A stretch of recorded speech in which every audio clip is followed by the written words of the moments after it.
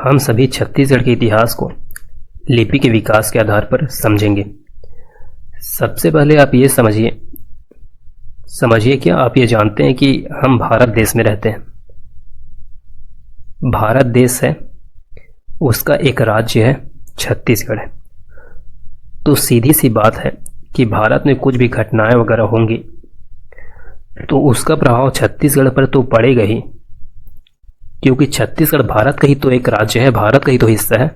इसे ऐसे समझिए, जो आपका घर है वहां आकर पड़ोसी लड़ाई करने लगे, हमला करने लगे और आप घर के एक कमरे में बैठे हैं, तो क्या जो बाहर लड़ाई हो रही है, पड़ोसी आकर चिल्ला रहे हैं, क्या उसका प्रभाव आप पर नहीं पड़ेगा क्योंकि आप एक कमरे में बैठे हैं? भाई, उस घर पर उस पड़ोसी ने ढाबा खोल रखा है, पूरे घर पर प्रभाव पड़ रहा है, तो आपके कमरे पर प्रभाव तो पड़ेगा ही ना। तो ये जो पूरा घर है यह एक भारत देश है और अंदर में जो आप एक कमरे बैठे हैं वह एक राज्य है। क्लियर हुआ? और एक बात समझिए, हम लिपि के विकास के आधार पर छत्तीसगढ़ के इतिहास को देखने वाले हैं। तो सबसे पहले तो अपने को यही पता होना चाहिए कि लिपि क्या है, तब तो उसके विकास के आधार पर हम चलेंगे। तो चलिए शुरू करते हैं। ये जो लिखा हुआ देख रहे हैं यह किस में लिखी हुई है? यह ब्राह्मी लिपि में लिखी गई है, ब्राह्मी। और ये किसके इंस्क्रिप्शन में लिखी गई है? यह अशोक के हैं, ठीक है, ये अशोक के शिलालेख हैं। और अशोक के अधिकतर शिलालेख जो है ना वह ब्राह्मी लिपि में ही लिखी गई है। और लिपि का मतलब समझिए। सबसे पहले लिपि क्या होती है? यहाँ आपको क्या दिख रहा है? ये चिन्ह दिख रहा है, चिन्ह वगैरह, ये या फिर अक्षर बोल सकते हैं। तो चिन्ह या अक्षर,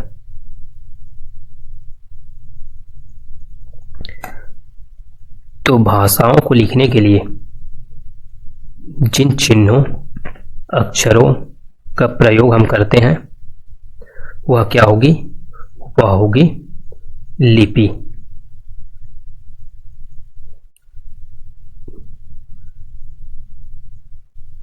और इस लिपि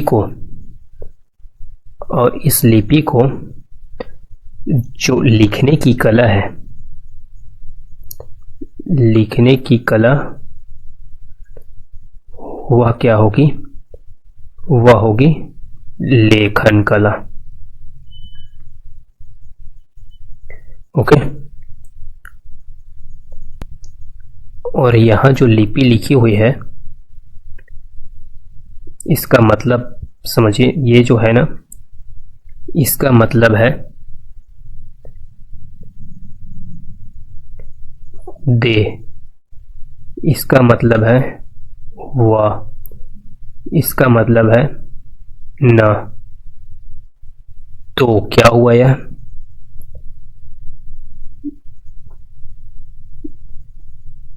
तो यह पूरा मिलकर यहां से यहां तक देवानम प्रिय प्रियदर्शी राजा, प्रियदर्शी राजा, यह सम्राट अशोक की उपाधि है। और इसका मतलब क्या है? देवताओं का प्रियदर्शी राजा। ओके। अब ब्राह्मी लिपि को और समझिए। ब्राह्मी लिपि जो है ये बाएं से दाएं लिखी जाती है, बाएं से दाएं, जैसा हम सभी अभी लिखते हैं, बाएं से दाएं लिखते हैं ना हम सभी। और ये जो ब्राह्मी लिपि है ना यह है पूरे भारत में प्रचलित थी, पैन इंडिया। ओके। और अशोक के अधिकांश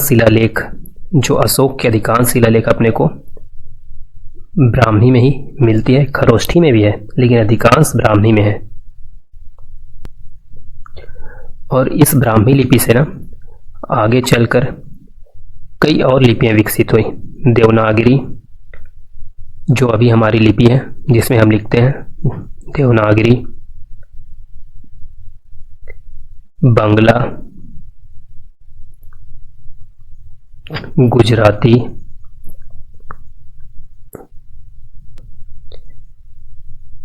आदि अनेक लिपियों की क्या बनी? जननी बनी।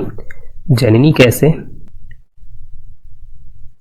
क्योंकि अनेक लिपियां ब्राह्मी से ही विकसित हुई, इसलिए ब्राह्मी लिपि को भारतीय लिपियों की जननी कहा जाता है।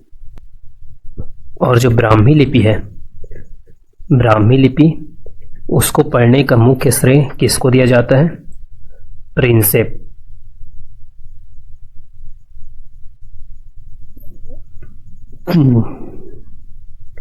James Prinsep. ओके। और यहाँ जो आप सभी देख रहे हैं, यह किस में लिखी गई है? यह खरोष्ठी में लिखी गई है। खरोष्ठी में कैसे जाएगी? दाएं से बाएं।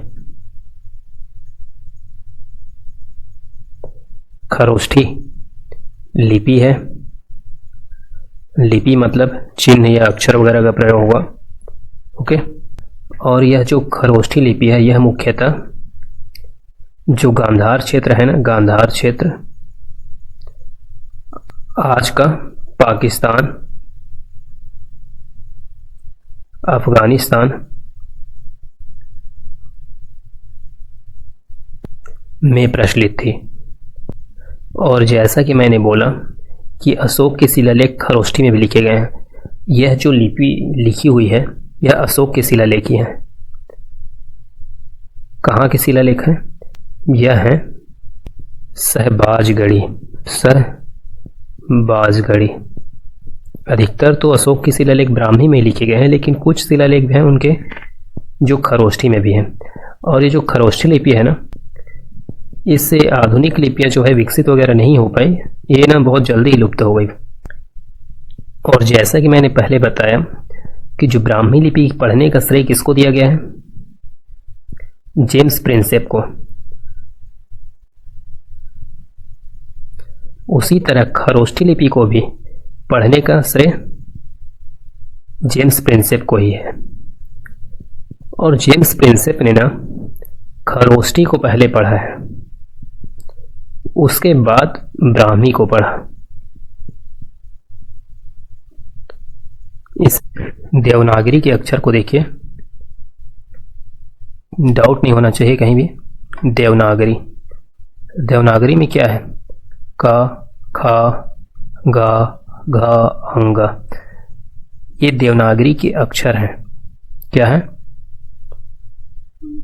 अक्षर। देवनागरी क्या? लिपि। अब एक और लिपि मैं दिखाता हूं आपको, रोमन लिपि। रोमन में क्या है? क्या है?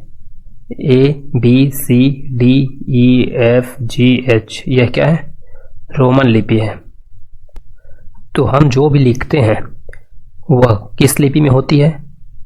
जैसे कि मैं भारत लिख दूं, यह किस लिपि में है? यह है देवनागरी लिपि में। ओके। अब इसी को मैं लिखता हूं भारत। ये किस लिपि में लिखा हूं मैं?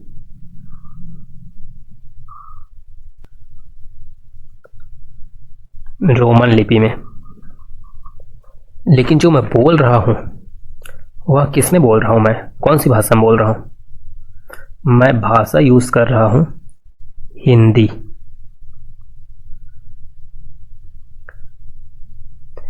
अब देखना, मैं लिखता हूं इंडिया, यह किस में है? यह है रोमन लिपि में। और मैं कौन सी भाषा का यूज कर रहा हूं? मैं इंग्लिश भाषा का यूज कर रहा हूं। समझ आया? भारत के संविधान में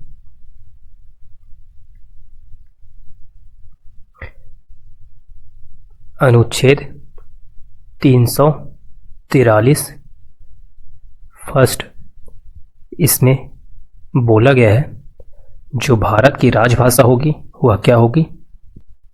हिंदी होगी। और जो भारत की लिपि होगी वह क्या होगी? देवनागरी।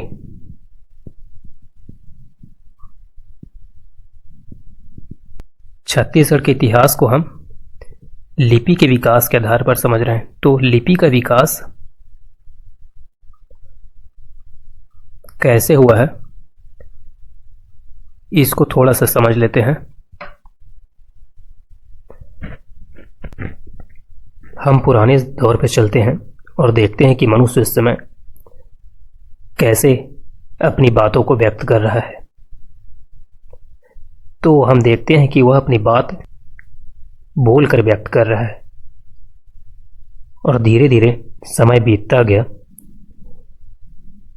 और उन्हें महसूस होने लगी कि कुछ चीज़ों को सुरक्षित रखा जाना चाहिए, इम्पोर्टेंट चीज़ों को।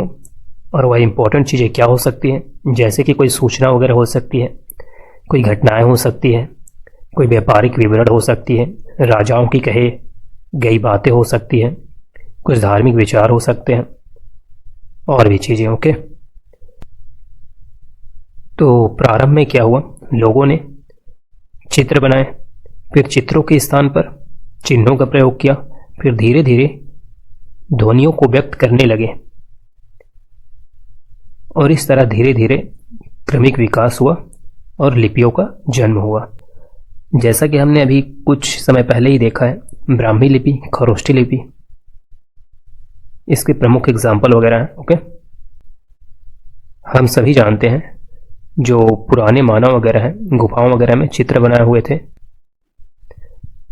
और बाद में कुछ सभ्यताओं में चित्रों का उपयोग अर्थ बताने वाले चिन्हों के रूप में होने लगा और कुछ स्थानों में देखा गया कि चिन्ह जो थे वह ध्वनियों को व्यक्त करने लगे। इससे धीरे धीरे लेखन प्रणाली वगैरह और लिपियां बनी। तो हम क्या बोल सकते हैं? लिपियों का विकास चित्रों,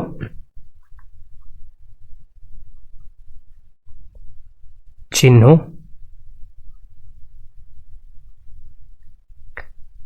के क्रमिक विकास से हुआ है।